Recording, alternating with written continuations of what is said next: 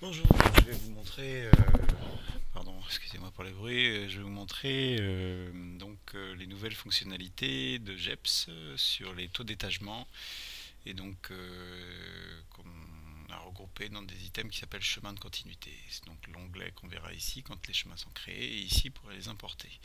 Donc cette fonctionnalité arrive avec la mise à jour de GEPS en GEPS 2.3.31. Voilà. Donc là, on va sélectionner un ouvrage, enfin quelques ouvrages pour je vais vous montrer comment créer un chemin de continuité. Euh, donc là, je vais prendre un ruisseau en couleur qui s'appelle le ruisseau Le Couillard, un affluent de l'Ornamont.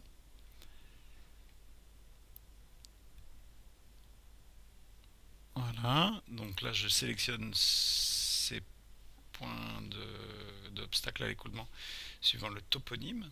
Donc là, on peut voir que ceux qui ont un toponyme correspondant sont ceux qui sont présents ici. Je vais créer donc avec un clic droit sur mes ouvrages dans la liste des obstacles un chemin qui va s'appeler, que je vais coder Couillard 1 si j'en fais plusieurs, voilà, et dont le nom sera donc ruisseau.le Couillard premier essai. Voilà. Donc le chemin est créé. Dorénavant, quand je vais donc dans l'onglet chemin de continuité, ces ouvrages sont surlignés en jaune. Voilà. Et j'ai accès donc à un certain nombre d'attributs correspondants. Donc voilà le code du chemin, son nom, et puis donc les taux de fractionnement, précalculés, vous verrez pourquoi plus tard. Et donc toutes les caractéristiques qui permettent d'aboutir à ça. Donc au jour d'aujourd'hui, rien n'est calculé, n'a aucune valeur. Excusez-moi, il y a des scories visuelles qui apparaissent. Ça va aller mieux. Voilà.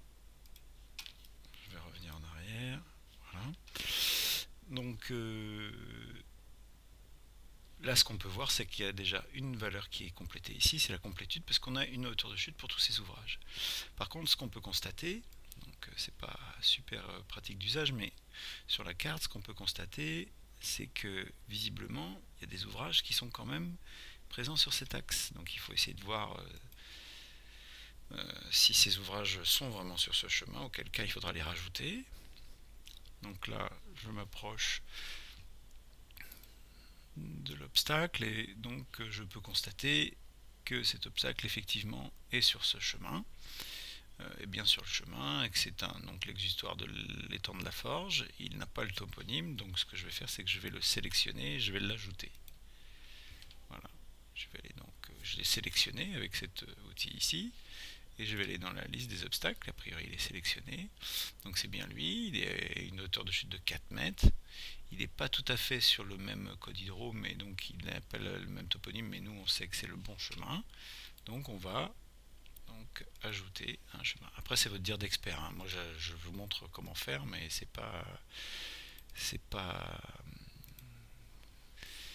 une méthode qui vaut pour tout, hein, tous les points. Donc voilà, là on a rajouté donc un point supplémentaire qui donc maintenant est surligné. On a une intrigue aussi pour ce point-là, eh bien on va aller vérifier de plus près, de la même manière.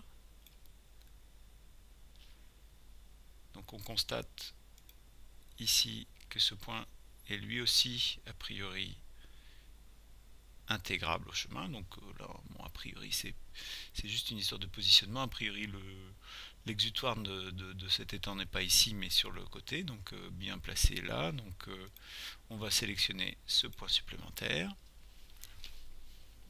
qui est ici. Donc là il n'y a aucun code hydro. On va l'ajouter au chemin existant. Le couillard, voilà. Alors forcément, quand vous avez plusieurs chemins, il faudra choisir, hein. Donc là, j'efface. Voilà. Donc là, on se retrouve sur le chemin de continuité avec tous les ouvrages qu'on pense être sur ce chemin. Heureusement, ils ont tous des hauteurs de chute. C'est pas toujours le cas, hein. Mais donc, on a une complétude à 100. Par contre, l'ordre est à vérifier. Donc ici, comme on n'a pas de PK, donc le point de kilométrique, c'est plus on se rapproche d'une confluence ou de la mer, plus on se rapproche du million de mètres. Donc ici, on voit bien que ce premier point-là, eh bien, c'est bien le premier. Donc on va recopier son point kilométrique comme étant un numéro d'ordre, qui nous permet d'ordonnancer un peu tous ces tronçons, tous ces obstacles. Le deuxième point, c'est bien celui-ci. Voilà. Le troisième point, ce serait celui qu'on a vu ici, mais il n'a pas de pk, on va le calculer après. On va d'abord enseigner tous ceux qu'on connaît. Donc ça, a priori, c'est bien le quatrième point.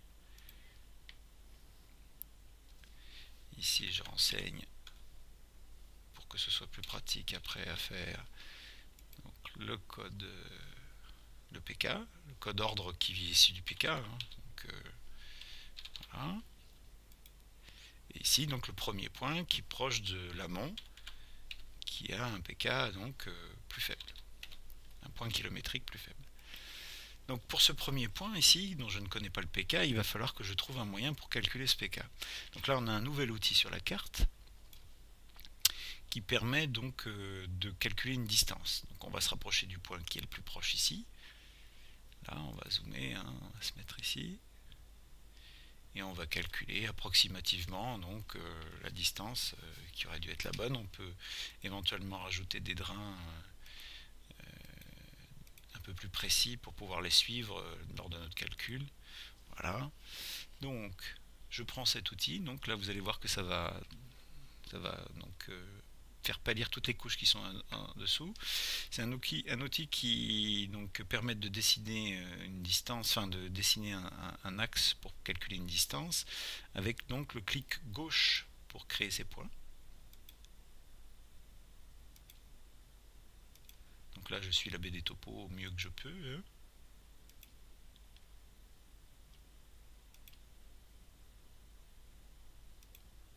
Voilà. Un dernier point, un clic droit pour créer ce clic gauche, veut dire pour créer le dernier point, et un clic droit pour terminer, pour dire que je suis arrivé à mon bout. Donc là j'ai 780 mètres entre ce point ici et ce point là. Donc le point qui est précédent, on l'a vu tout à l'heure, pardon, voilà, c'est ce point-ci. Donc j'ai son pk 996 018. Je vais lui retrancher les 789 mètres que je viens de mesurer. Donc j'obtiens un pk pour le point qu'on a vu juste avant, là, ici. Donc notre point réfractaire qui n'avait pas de pk, j'ai donc 995 mètres 229, 995 229 mètres. Voilà. Donc là maintenant, je vais pouvoir classer mes pk.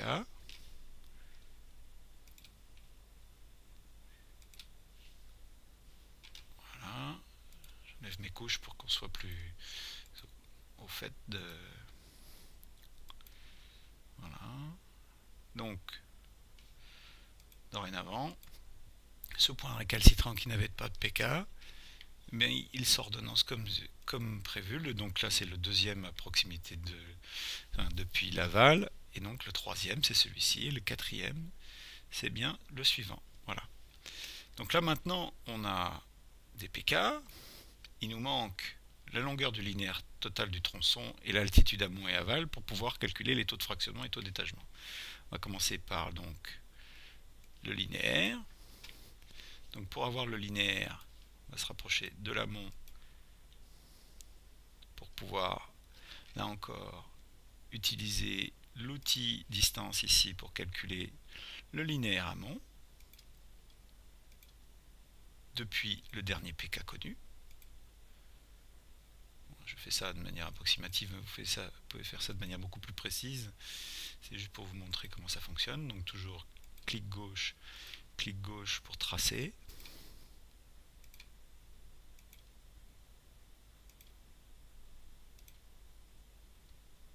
Clic gauche et un dernier clic droit pour préciser. Donc 2800 mètres à rajouter. Voilà. En amont. Je vais aller dorénavant en aval et faire le même calcul depuis le dernier PK connu, dernier point kilométrique connu. Voilà, je vais faire apparaître le tronçon topo pour être plus précis. Voilà, je pars de ce point et je calcule la distance à rajouter à ce dernier PK pour pouvoir avoir mon linéaire complet sur ce tronçon de cours d'eau, sur ce cours d'eau, donc qui s'appelle le Couillard, le ruisseau le Couillard. Voilà. Oula, m'excuserez sur le dessin. Voilà, et j'arrive à Confluence, donc il faut que je rajoute 614 mètres à mes dernières valeurs. Hop là, mince. Oups. J'ai oublié de cliquer 2 fois sur mon point. Voilà. Donc là 617, mais en fait en réalité 614. Donc je vais rajouter à la différence entre mon PK le plus en amont et le plus en aval, les distances que je viens de mesurer. Donc on est d'accord que la première distance c'est, donc là je vais revenir à ça, je vais enlever les topos pour que ça ne surcharge pas. Voilà. Je vais prendre donc ce premier PK, lui retrancher ce PK là pour pouvoir avoir la valeur entre ces deux points, donc entre la PK le plus en amont et le plus en aval, ce qui me fait 6697 mètres, auquel je rajoute les 2800 mètres et les 614 mètres que j'ai préalablement mesurés. Et donc j'ai un linéaire que je vais pouvoir saisir donc dans mon utilitaire de chemin de continuité. Donc un linéaire qui donc est de 10 120 mètres approximativement. Donc on a déjà là un taux de fractionnement qui est calculé à partir de tous ces éléments de 1,85 mètres par kilomètre. Par contre, on n'a toujours pas de valeur en altitude amont et en altitude aval. Donc là, il va falloir aller chercher les cotes amont et aval avec l'IGN, avec les données dont on dispose sur IGN. On va pas chercher le MNT, on n'a pas le MNT à disposition là. On fait un peu comme on peut. Donc là, sur l'amont, on voit bien qu'on a une courbe de niveau à peu près de 300 mètres qui arrive sur la source. Donc on va prendre cette valeur là. La précision n'est pas très fine, mais ça nous permet déjà d'avoir une cote qui correspond le plus possible à la cote de la source. Donc 300 mètres pour l'altitude amont, que je note, pas 3300, c'est mieux. Voilà, et puis on va aller de la même manière sur l'aval pour avoir une cote à l'exutoire, à la confluence avec l'Orne. Voilà, quand la carte va se mettre à jour. Voilà.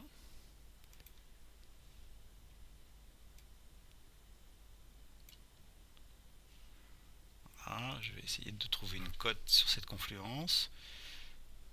Voilà, alors je suis un peu trop zoomé, ce qui fait que j'ai pas la valeur IGN. Voilà. Donc là, a priori, je vois une cote qui serait de 188 mètres. Voilà. Sur cette confluence, à peu près sur ce réseau routier. Donc on est un petit peu avant, mais bon, on va considérer que c'est bon pour nous, 188 mètres. Voilà, donc 188 mètres, j'obtiens 112 mètres de dénivelé, et avec toutes mes chutes cumulées, j'ai un taux d'étagement de 16,7%. Voici pour ce premier chemin de continuité et la manière dont le créer. Alors, j'ai oublié, il faut enregistrer si on veut que les valeurs après soient accrochées à ce chemin de continuité. Donc ces valeurs là vous pouvez les retrouver après dans les colonnes qui sont liées à ce chemin de continuité où on a cet ouvrage, l'altitude amont, l'altitude aval et ainsi de suite. Voilà tout.